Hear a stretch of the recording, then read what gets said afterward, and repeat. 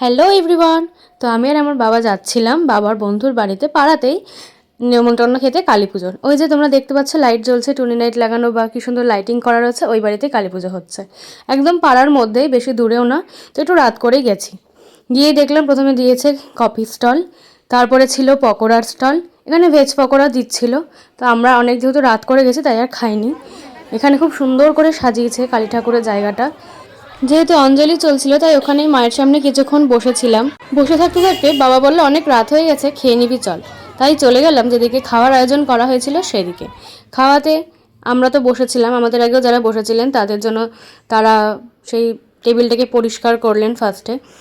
Table পরিষ্কার করতে না করতে চলে এলো পাতা আর ন্যাপকিন, তারপরে এলো খিচুড়ি আর লাবড়ার তরকারি। সেটা শেষ হতে না হতেই চলে আসলো ফ্রাইড রাইস, আলুর দম। আমি তো চাটনি খাই না, চাই চাটনি নিয়ে নিই, শুধু পাঁপড়, পায়েস, ব্যাস। তারপরে গরম জলে হাত ধুয়ে তাকাতেই দেখি বাবা অলরেডি চলে এসেছে খাওয়ার জন্য। তো বাবা দেখেই হাই করলো তোমাদের সবাইকে, আর আমি তারপরে বাবাকে টাটা জানিয়ে ধরলাম বাড়ির পথ। তো আজকের মতন বাই, গুড নাইট, সবাই সুস্থ থেকো, সাবধানে থেকো। আবার দেখা হবে নতুন কোনো ভিডিওতে।